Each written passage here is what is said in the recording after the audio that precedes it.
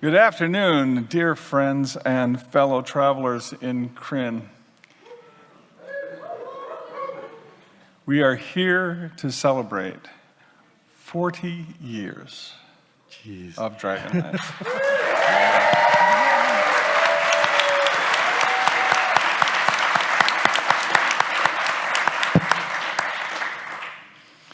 Margaret has informed me that a disclaimer now must be announced. Okay, first of all, those of you who have not read Dragons in Winter Night, you may either leave the room or cover your ears. All right. Those of you who have finished Dragons of Eternity. Yeah, we're getting there. Oh, sorry. So, the reason I say that is the year Dragons of Winter Night came out, and we were selling it at the booth. A guy bought it, read it. Okay, bought it, read it that night, came to our seminar, our panel, and we asked if there were any questions, and he stood up and said, "Why did you kill Stern?"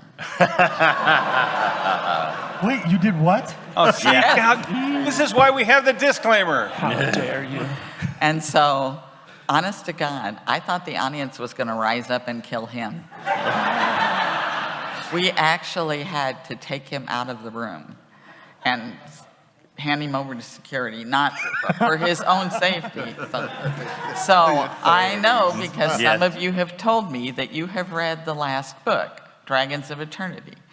So please, if you have any questions, come by the booth. That would be the back of the booth. So, okay, I'm done. We have a really fun panel up here, in fact, today as part of our celebration, and we'd like each to introduce themselves, and we're going to start with probably one of my longest and dearest friends. Oh, sweet Lord. That would be Jeff Grubb. Hi, I'm Jeff Grubb.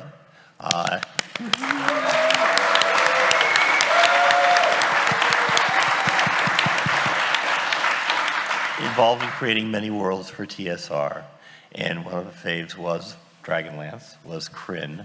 I am the person you blame for gnomes. Yeah.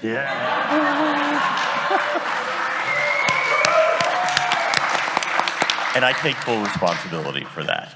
So, And I have to say, Jeff Grubb wrote one of the funniest Dragonlance books, and there were like hundreds, but it's Lord Toad. Lord Toad. Lord Toad. Lord Toad. So, Funny book. My favorite Dragonlance novel, hands down.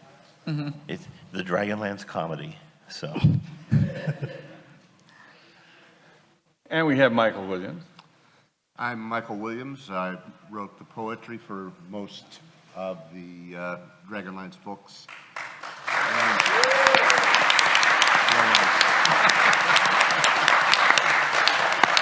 And also Weasel's Luck and Galen Benighted. you're not going to out Fergus? You're going to out Fergus? Why not?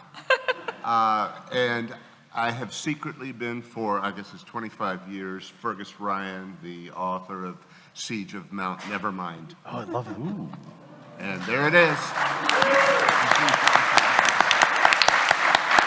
You also did an incredibly funny short story called Into the Heart of the Story, featuring some gnome that was left out of the 13 companions, and you were so angry about it, you wrote an entire commentary of your own poetry as an angry critic who was left out of the companions because of how miserable they were and how great you were. And was writing from a room that was rapidly filling with water. Yes, it was one of the funniest stories I ever read when I was like 12.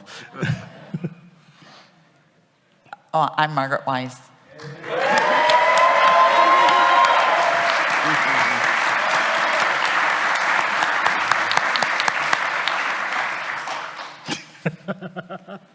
Enough said. And I'm the ugly sister, Tracy Hickman.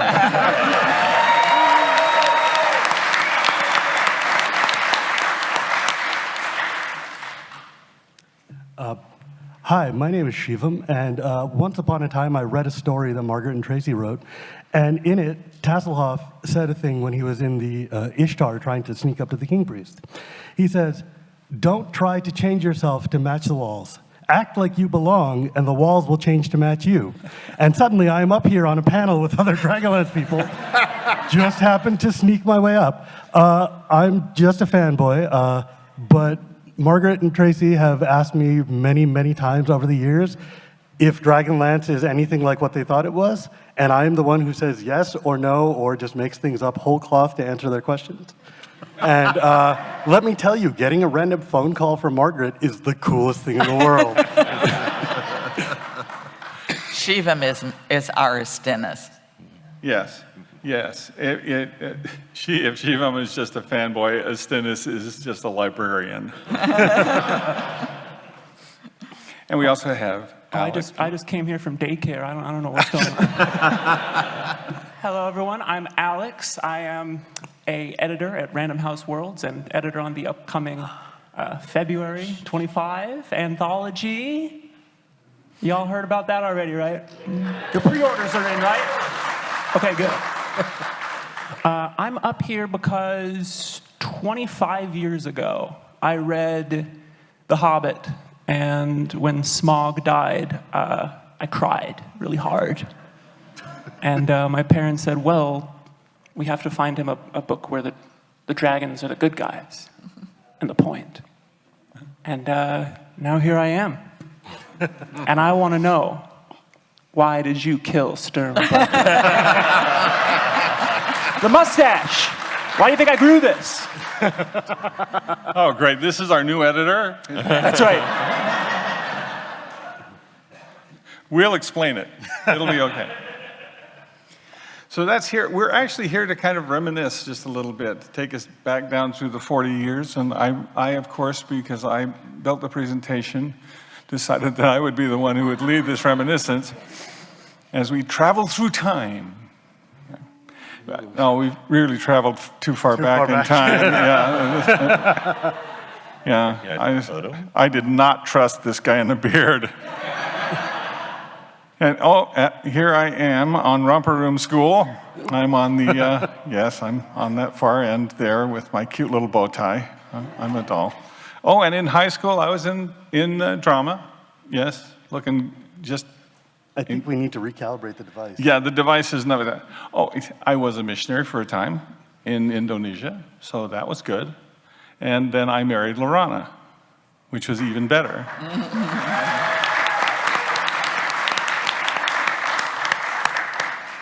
Back in the 1980s, my wife and I tried to create a multiplayer online gaming experience before there was an internet, which was probably a mistake in retrospect. Well, having to mail each other your turns via post. Took a while. Yeah, it did. No, actually, we wanted to build spaceships that people could get in and then network and fight with each other. This is way before anybody thought this was a good idea. Oh dear. This is something I wanted to share with everyone. This is, my wife and I have been cleaning out our basement and discovering any number of treasures therein. This is actually a letter that I sent to Harold Johnson, trying to convince him to buy Our Adventures, Rahasya, and Pharaoh. And this letter is, if you've ever seen a raccoon try to puff itself up, okay, this is it.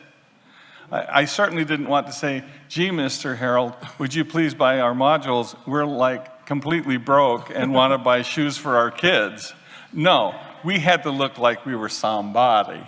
So what I found most fascinating was this paragraph here toward the bottom here, where I talk about projects that are in progress, which in fact means we think it would be fun to do but haven't actually worked on yet.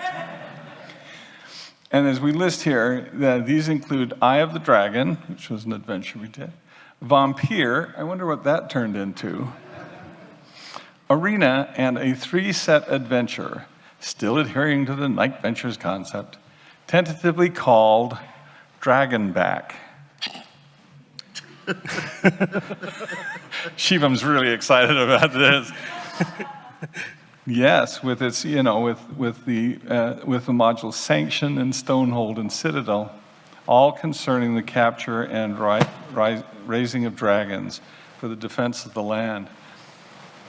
We were offered a job and came and crossed the plains eastward.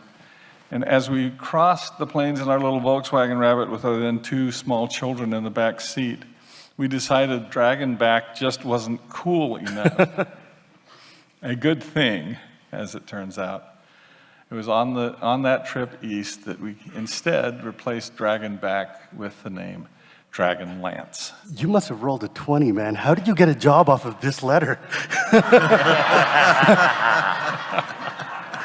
Like, with all due respect to my favorite authors, I'm reading this going like, I would have immediately seen through this. Seen through this? Yeah. This is Desperation. This is man. desperation. Yeah, this absolutely smells of desperation, reeks of it. But those are the origins of where Dragonlance came from. To a certain extent, desperation was very much at the heart of all of us when we got there. It was. Like Margaret, what was you? Yeah, I had read an article in Publishers Weekly about this company called TSR and the invention of this game called Dungeons and Dragons. And I thought it just sounded like the coolest game. And you used your imagination, and my kids could play, and got a friend to come over and run it for us, and we had a great time. So I was single mom, 2 kids, single mom, divorced, 2 kids. And I saw, again in Publishers Weekly, an ad for a games editor, Dungeons and Dragons games editor. So I immediately applied. I thought I could work for this awesome company. And I knew nothing about the game. They sent me a test, and I knew nothing about the game. So I flunked the test. And they sent me a nice letter. We're sorry, but we actually need somebody who knows something about Dungeons and Dragons.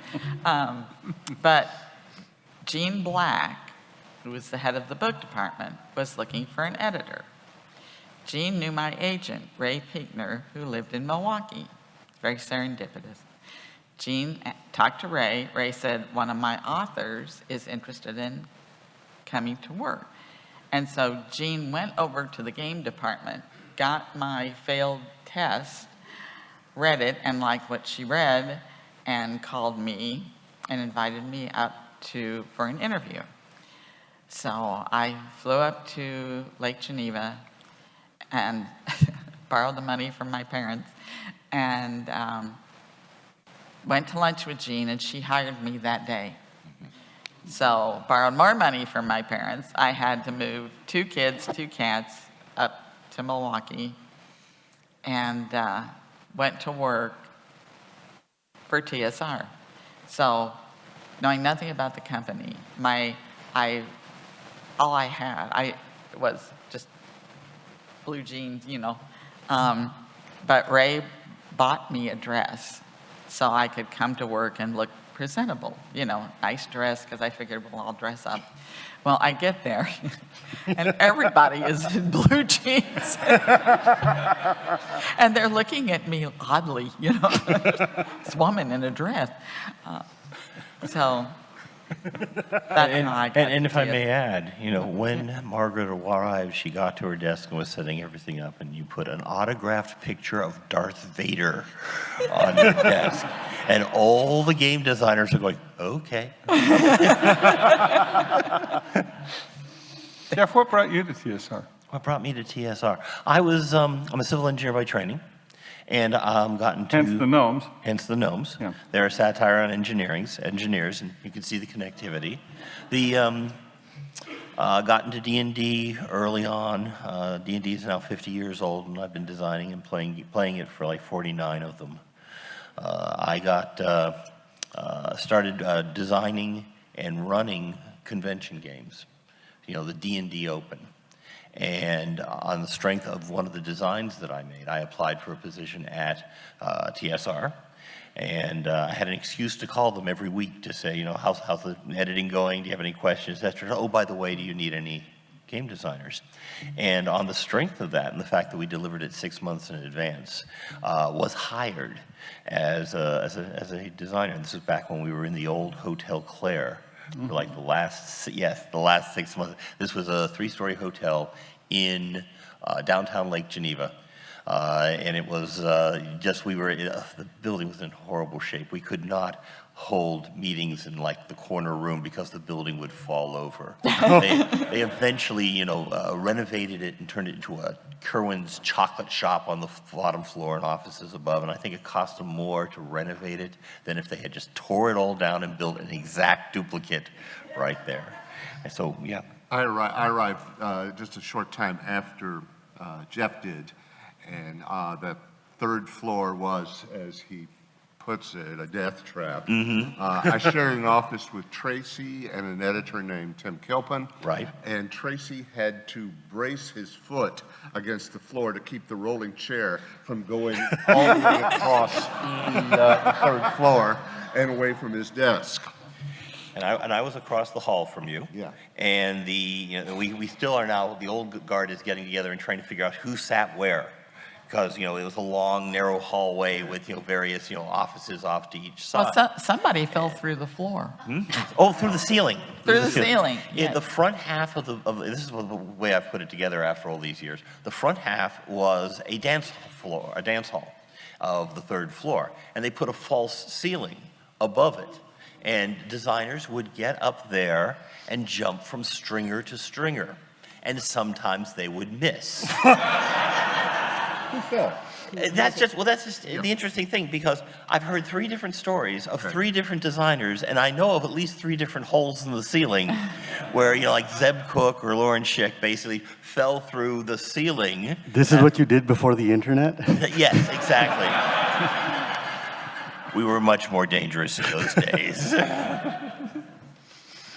But Michael and I and Tim Kilpin were in this corner office, and there was just a lot of creative juices going on up there. It was kind of overflowing from our workflow. We actually wrote a movie, just An Elvis movie. an Elvis movie, yes, billed as the best Elvis Presley movie made since he died. We wrote lyrics, we wrote music. It was really quite. I was supposed to star as Elvis. Yes. In the movie. Mike Williams is Elvis as Johnny And I Nylock. richly despised Elvis, so the irony was so really, much fun. It was a lot of fun. Yeah. Yeah, it actually was. Yeah, and the music was fabulous, I thought. Yeah. Oh, by the way, I'm Michael Williams. Okay. Unlike the 2 principals in the Dragonlance experience, I came from fabulous wealth up to Lake Geneva. I was a graduate student and part-time lecturer in literature at the time, and as you know, those people make beaucoup money. Yeah. And I had a friend whose mutual friend was Larry Elmore, and I was talking to Larry on one occasion, and he said, they need some editors. Why don't you get up there and edit? And so Larry sounds like that. I started the inquiry and ended up there, and eventually, in a roundabout way, ended up with the Dragonlance project. Margaret and Michael and I would sit in conference and develop story as the narrative for the books, and not all of the plot lines that we came up with made it into the book, although some did. Some did. Some did. Yeah. My favorite story is being in one of these conferences, and we were talking about this amazing fight that was going on in the Dwarven Kingdom, and all of the heroes were pressed against the wall, and there's flames leaping up from the center that were illuminating the walls in flame. And Margaret said, "What's Caraman doing?" And Michael immediately said, Look, race, bunnies, shadow pictures. Yes.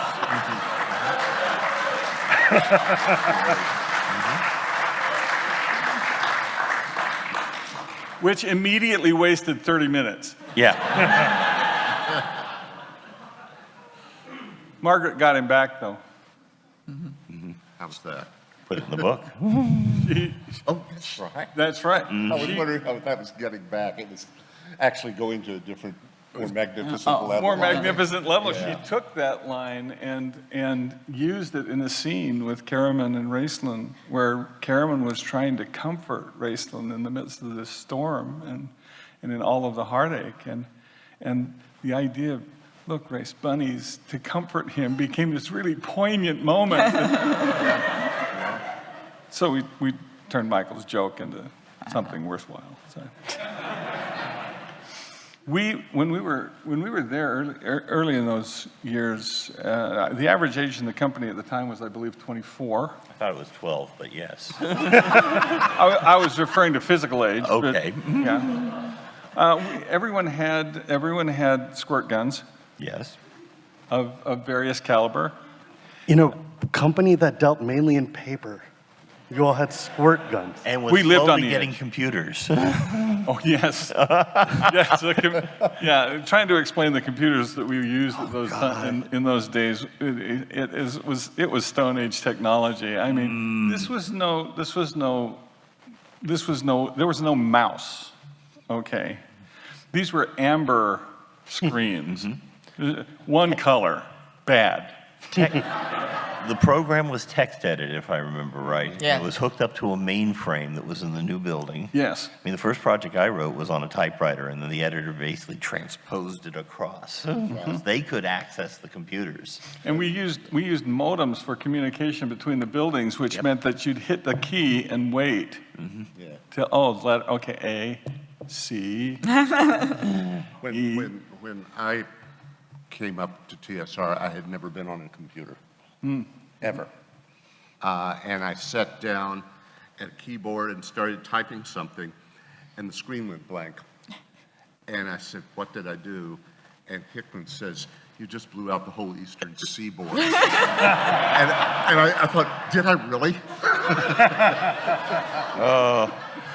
I had one of the artists borrow my computer to write something. At one point, it was Dave Sutherland, our map maker, and he basically sat down. He's working on the keyboard and everything, and he was still in the prompt field, as opposed to actually getting into the program. So he was writing his entire 2 paragraphs, and I looked at it and go, okay, we're going to write this down, and then we're going to do it again now in text edit.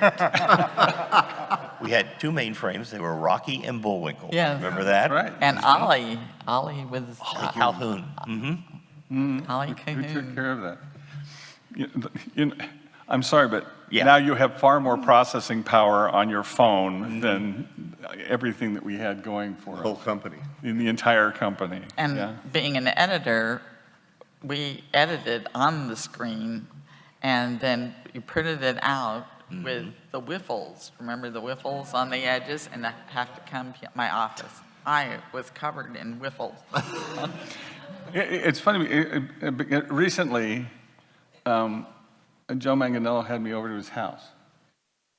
And he put on like the cotton gloves, right?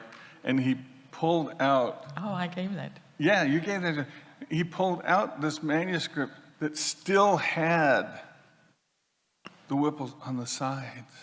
It was. And he said, don't tear those. I think we tore those off. Yes. They were in the way. No thought to Okay. history, huh? No, none whatsoever. No. Well, no, we weren't making history. But what about the collectors? Who We would were- collect this? Who would collect this? This was the junk we threw away, and if we kept it, it was because we were really pretty anal and didn't want to throw anything away. Yeah, there's your memorabilia. Look, man, fandom is like Kender. We take all the detritus you have and hang it on Yes. our walls.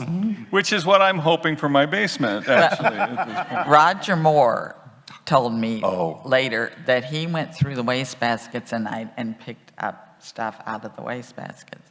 And he kept it. Of course. And it would have been so cool, but it got thrown out. Yeah, Yeah. but it got thrown out. But for us, it was all just part of the tools Yeah. of us Process. making and creating and Well, and we never knew from one day to the next if the company was going to go bankrupt or not. Yeah. So that added an edge to things. we worked when we were working on Dragonlance, we worked very closely with the art department, especially Larry Elmore, who was hugely enthusiastic about Dragonlance at the time. In fact, he did, this being one of them, he did, I think it was 4 oil paintings, just to help us sell the idea to the company. And we arranged a meeting, and I went to each of the, I put on my suit because I had one, and I went down to the offices where all of the businessy people were, because we weren't really normally allowed there. But I figured if I was wearing a suit, who'd know? And I met with each one of the VPs actually separately to get them to agree to doing Dragonlance before we had the meeting, so that by the time we came into the meeting and displayed these pictures, Gary Gygax was in the meeting and said, yeah, this is what we need to do. Your first line was, "Hear now the tale of the Dragonlance." Yes. Yes, and each of the 4 color roughs represented like 3 modules that we were doing, so it was 12. And of the originals, I know you had one, and Harold Johnson had one, who's very instrumental in getting this getting started, and I got one, and the last one went to Carl Smith, who was our first game editor for that. I don't know whatever happened to that one. So. Okay, so here's a fan question for you, since I get to sit up here and do that. TSR was a game company. It was not a novel company at that time. You guys went and pitched a series of modules to them. How did you get them to come up with, who came up with the idea of doing a novelization or a novel in the first place at all? How did a game company print a book? That was part of Tracy's original vision, Yeah. wasn't it? It was, although to be fair, it wasn't the only part of that vision. We had said, oh, we could do all kinds of things with this project. We could have beach towels. They're quite excited about that. We could have like wind up Tiamats that you could play. Action figures. Action figures. We had yes. the boat. That was going to be a big thing. That's right. You know, the play set. Needlepoint for reasons. And TSR was doing a needlepoint company at the time. So. yeah. And gamers, as we all know, are so into needlepoint. Yes. You laugh, but there's whole tracks at Gen Con of people who knit. And I'll point out, TSR had done books before. The Endless Quest right, the line Rose Estes with book. Rose Estes, who's here Yeah. at the convention, basically gave us a foothold into that part of the market. So it made yeah. it easier to bring, the rest of the books in. So. But the idea. Marmot did one of those Endless Quest books Yes. as well. And we're gonna I did pin a her couple down. of them. Yeah. But not with your name on it, Yeah. right? Well, that was Susan Lawson. One, it did, Yes. no, it had one had my married name, since I wasn't married anymore. And one, Roger Moore and I wrote under the name Susan Lawson, which we just outed her last week. And somebody brought that book to me to sign. And so books, novels were in that mix along with miniatures. But it became very quickly, each of these ancillary products just kind of gratefully faded into the nothing, and we wanted to do the novels. We weren't supposed to do the novels, but Are you ever going to name that famous fantasy author? who never. did- No. I can't remember who it was now. I actually, as I was digging through my stuff, found your invitation to your house Uh-huh. to meet and celebrate the author. Oh, I remember Okay. that. I Yes. think I know who he was, but Yeah. I'm not sure. I know as well. But actually, there were several, this is from a story I've gotten from Harold Johnson, the broadcast recently, where they had several authors. They did. They had a professional author, which you could not come to financial terms with it. They That's had the one I'm thinking of. another author who was, wanted to take it in their own direction, shall we say, creative differences, and then they came back to Tracy and basically say, well, you will let you write it, but you got to have a professional writer with you. Oh, yes. Yes. Like, Someone who's published. And I had been published. Yeah. and Margaret had been published. A Jesse James young adult book? A biography of Frank and Jesse James. Yes. But apparently that counted. Margaret and I, on one weekend, we wrote the prologue and first 5 chapters of Autumn Twilight, and which we had to do on our own time since we were working. It was an incredible crush to do that, but we were... You think? 5 chapters in a weekend? Yes. Jeez. But we knew that story so well. Yeah, It yeah. just, We knew the story so well, we knew the characters so well, and we knew what we wanted to see in those 5 chapters. And part of it, too, was there was a period at TSR where we were doing no game design. We were told not to do any game design until management caught up reviewing everything we had done up to that point. So we did other projects, and that's where the maps came from. Tracy was laying out the maps of, Ansalon before the destruction of Istar and afterwards, and what the plot was, and where the path of all the characters were. So there was a really good foundation when they got into the main writing of things.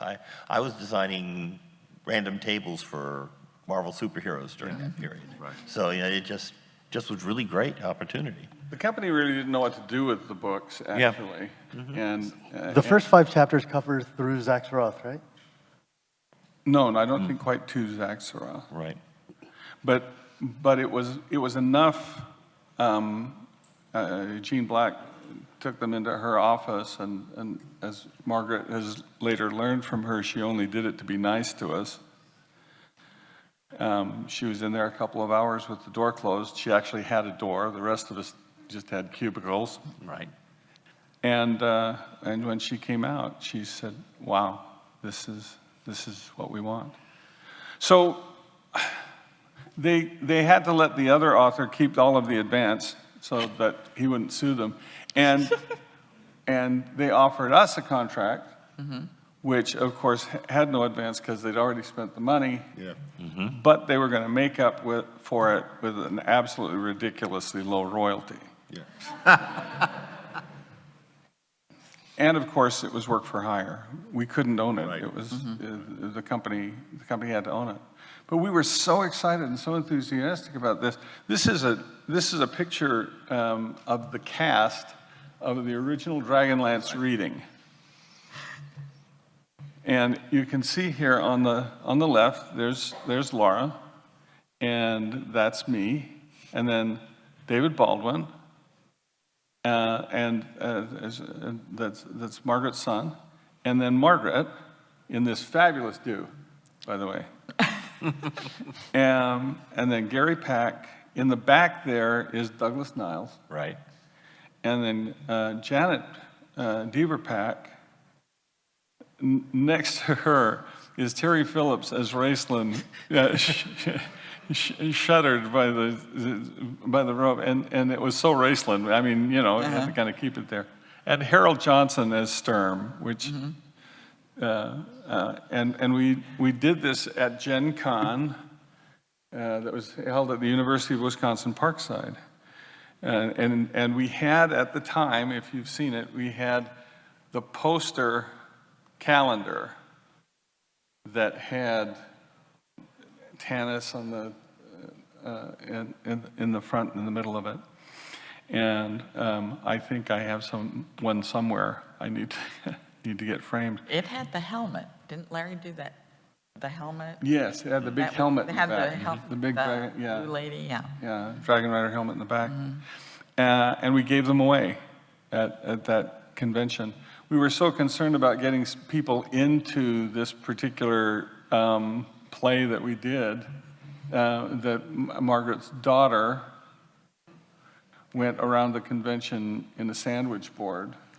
How old was she at the time? 9 or 10, little Little blonde, beautiful blonde girl. with these big eyes, and so many people came up, and she'd say, "Will you please come to my mommy's play?"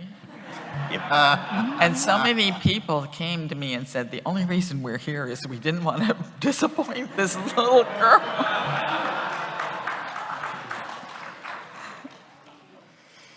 We won't talk about this picture. I can't see We it. can't see it. We can't see.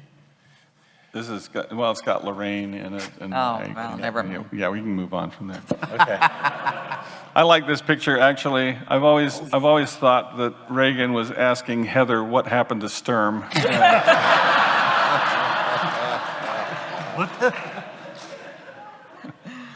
And we've met wonderful people in our journeys. I'm sensing a theme, actually, here. Bunch of nerds. Bunch of nerds, yes.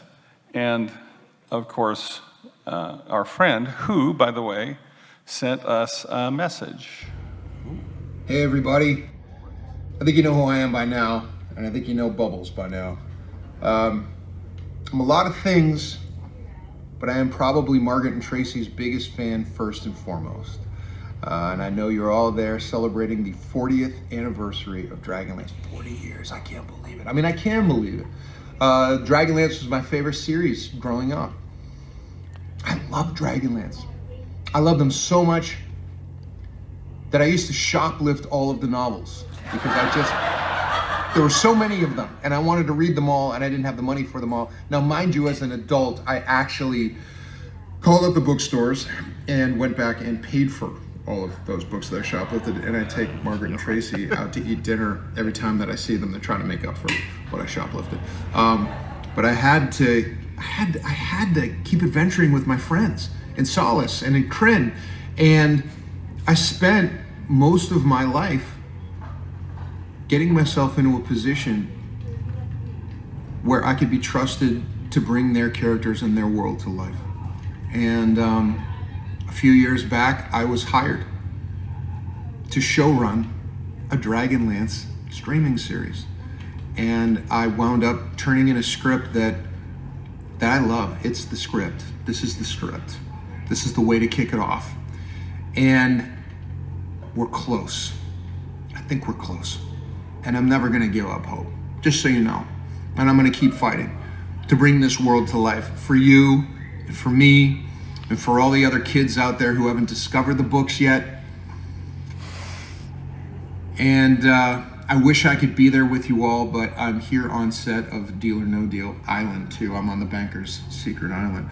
And Tracy actually helped to come up with some of the challenge ideas for this season. So being a game master, a dungeon master, actually has other applications, real world applications, if you will.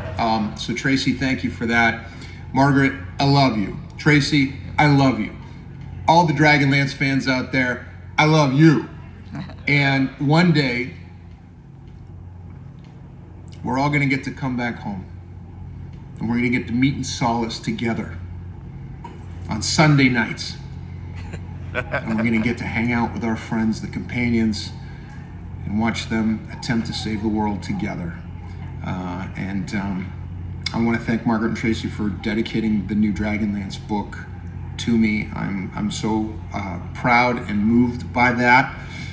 And every time I think about the first time I met Tracy, and we were standing in the lobby of the Wizards of the Coast office, and he turned to me and he said, "It's you." He said, "I always knew that someday some kid out there was reading these books and was going to introduce himself to me and was going to be the person responsible for bringing these characters to life." And Tracy, it is me. It's going to be me. And the fight continues. So everybody, enjoy Gen Con. I wish I could be there with you all, but I'm there in spirit, and so is Bubbles, my Wizards familiar. I love you all. Have a great time. I miss you. And happy 40th birthday, Dragonlance. To 40 more.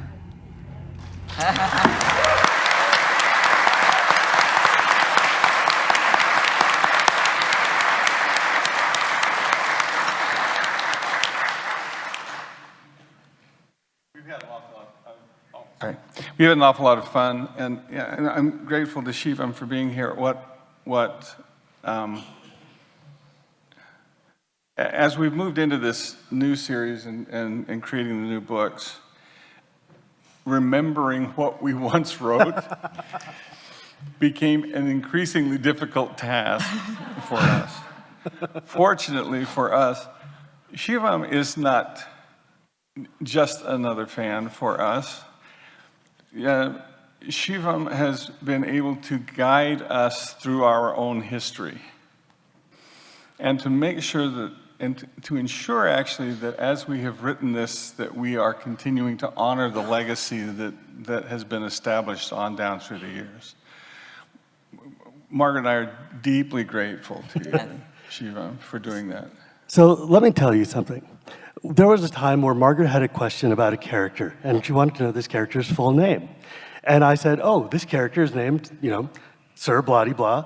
And she sent me an email back immediately, like, what a stupid name. Who named it that? And I'm like, well, Margaret, you did.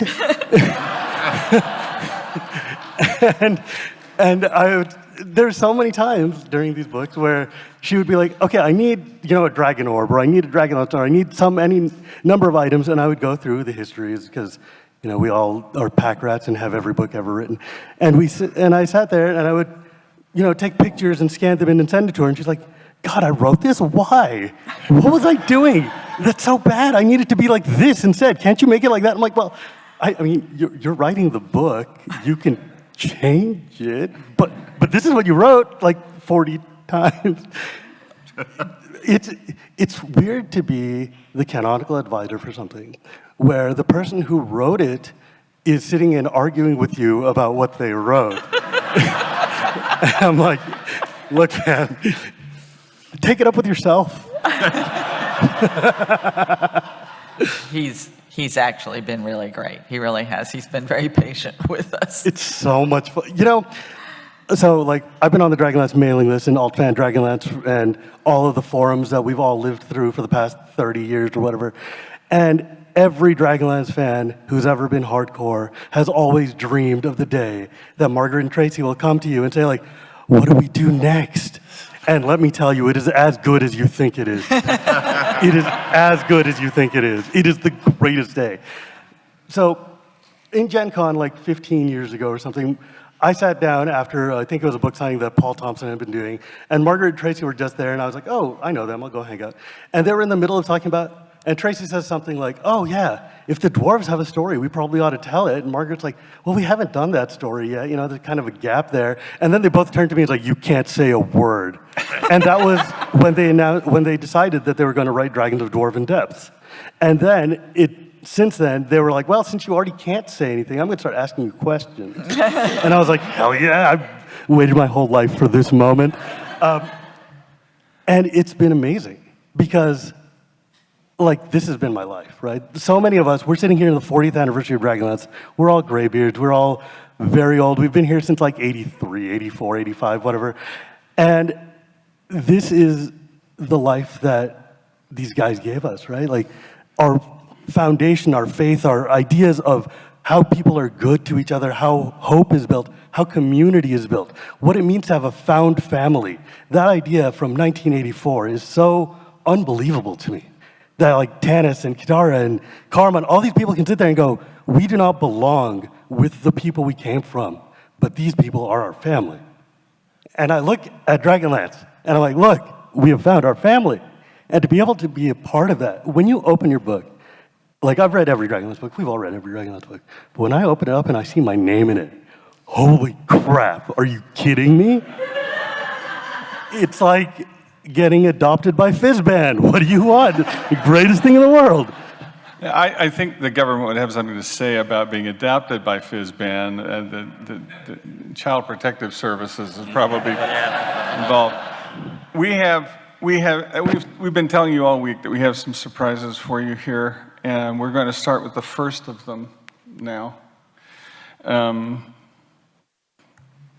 As was announced earlier this week, the 40th anniversary edition of Chronicles, an Omniverse hardback with Golden Boss cover, is going to be coming this February. But what has not been announced, and what we will be announcing now, is that Legends also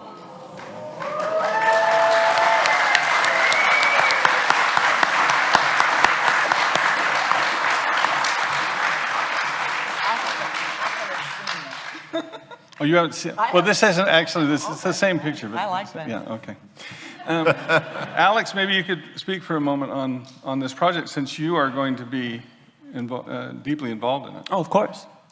Well, two main reasons that we've chosen right now to re-release like this. The first, of course, is that the UK fans have it, and well, we want you to have it. But the second, I think, is on the 40th anniversary. Like I mentioned, I was, in a way, raised by you guys. And Dragonlance sort of guided me through a particularly difficult time that we all call middle school. It got me into Dungeons and Dragons, and like you were saying, it made me understand that friends could be different. They could be people you don't necessarily agree with. I know that I would constantly be like, Sturm, why did you do that? When he was on the page. It could be people who maybe do some things that annoy you, like a Kender. It could be a giant dragon.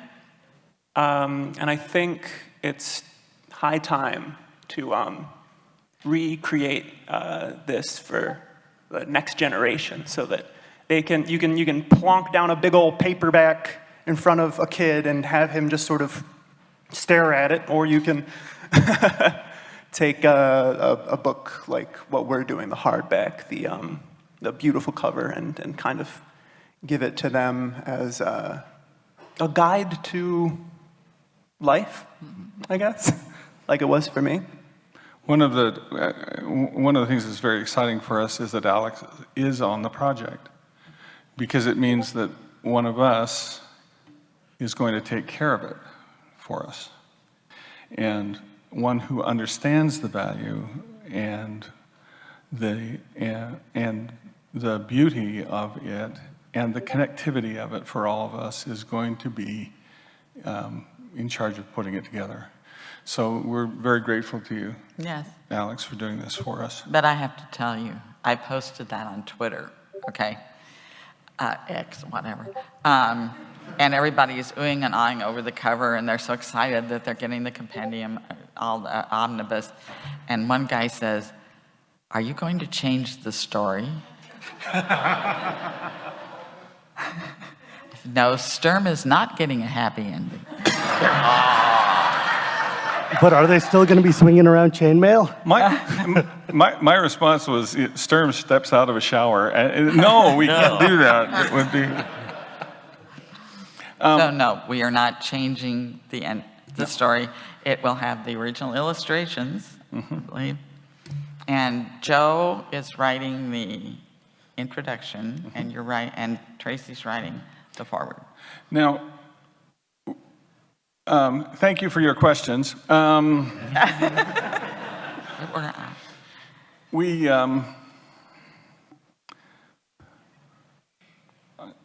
are grateful to all of you, to each of you, for keeping Dragonlance alive.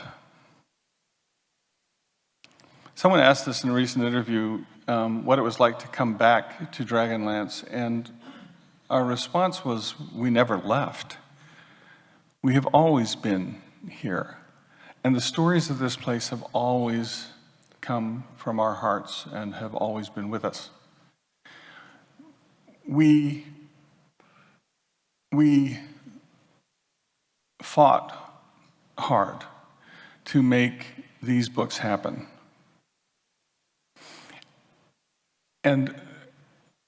And that was effort, and it was hard, and it was painful, but at the same time, once we were through all of that, we discovered you still out there.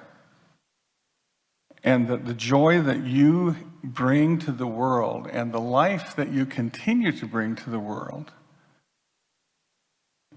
lifts us up and inspires us and brings us joy. So, our most grateful of our surprises for you today is this announcement. Margaret? I can get through it without crying. A lot of you have asked what our next project of Dragonlance is. It is Dragonlance Legacies, and it will be the story of Magius and Huma. The first book is titled War Wizard, and it's tentatively scheduled for August 2026. Maybe not August, but the year 2026.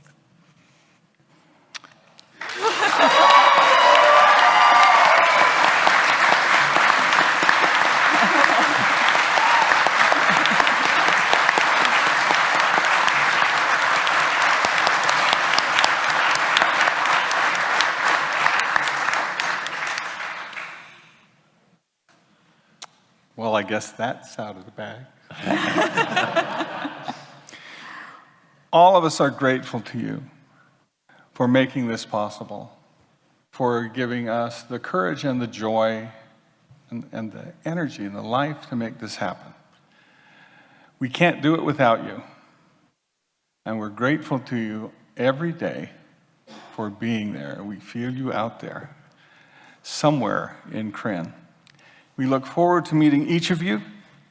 We are going to be signing in Margaret's booth immediately after this at 1329. Please come and visit us there. And in the meantime, the journey of Dragonlance continues. Thank you for joining us. Thank you.